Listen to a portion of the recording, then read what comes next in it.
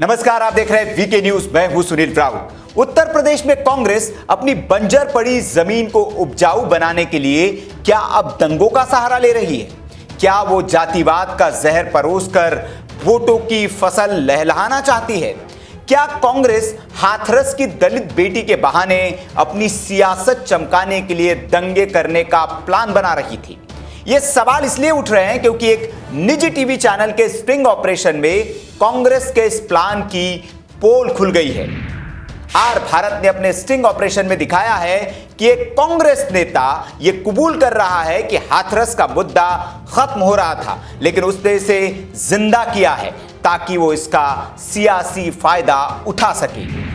जिस कांग्रेस नेता का स्टिंग ऑपरेशन किया गया है वो कोई छोटा मोटा नेता नहीं है, बल्कि इलाके का बड़ा दलित नेता है और गांधी परिवार से उसकी करीबी भी है। कांग्रेसी नेता का नाम शिवराज जीवन वाल्मीकि है, जो दलित समुदाय से ताल्लुक रखता है। इसकी दलित समुदाय के बीच अच्छी खासी पकड़ भी है।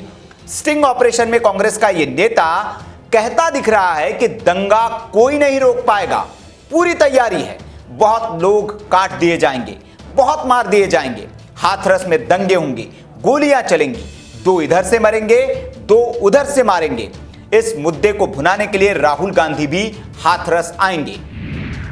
जब रिपोर्टर ने और पूछताछ की तो कांग्रेस नेता ने खुलकर कहा कि पीड़ित परिवार पर दबाव बनाया जा रहा था और जाति के नाम पर हाथरस में माहौल बिगाड़ने की तैयारी हो रही है। शिवराज जीवन की कांग्रेस में अच्छी पकड़ है। वो सोनिया, राहुल और प्रियंका गांधी वाड्रा का बेहद नजदीकी है। इसलिए सवाल उठ रहा है कि क्या शिवराज जीवन ने कांग्रेस के बड़े नेताओं के कहने पर हाथरस में दंगे की साजिश रची थी और सीबीआई जांच में इसका खुलासा न हो, इसलिए क्या प्रियंका और कांग्रेस सीबीआई जांच का विरोध कर रही है?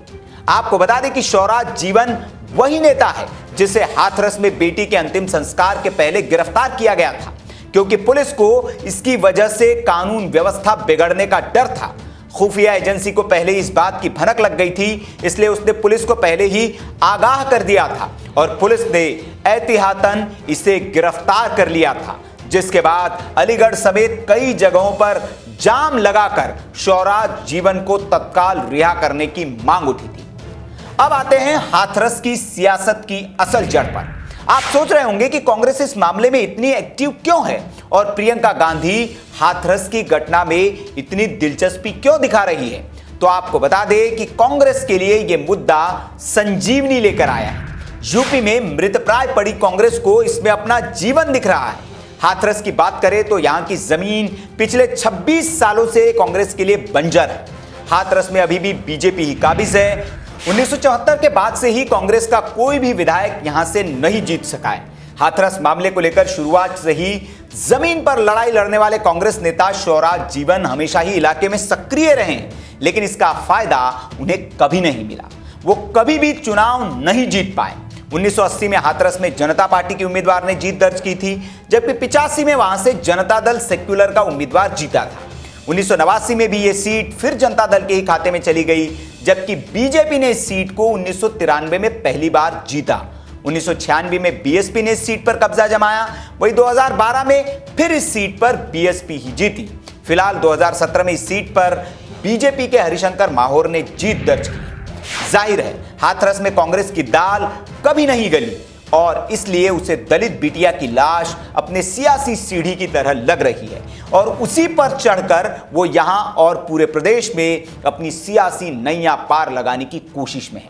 हाथरस घटना के बाद से ही कांग्रेस मुस्लिम दलित वोटों को लामबंद करने की कोशिश में जुटी थी, लेकिन हाल में हुए खुलासों और स्टिंग ऑपरेशन ने उसकी पोल खोलकर रख दी है और उसका प्लान चौपट कर दिया है। अब कांग्रेस की पोल खुल चुकी है और इस पर राहुल गांधी से लेकर तमाम कांग्रेसी नेताओं से सफाई मांगी जा रही है, लेकिन कोई भी कुछ बोलने को तैयार नहीं है। इस मामले में योगी सरकार एक्शन में आ गई है और कांग्रेस नेता पर एक्शन की तैयारी कर ली है। उत्तर प्रदेश के सीएम योगी आदित्यनाथ ने इस पर कार्रवाई के, इस स्टिंग के बाद कार्रवाई के आदेश दे दिए हैं और पुलिस ने जो शिवराज जीवन है इसे समन भी कर दिया है। इससे पूछताछ होगी और इस पूछताछ के बाद जाहिर है राहुल गांधी और प्रियंका गांधी भी मुश्किलें पड़ सकती है।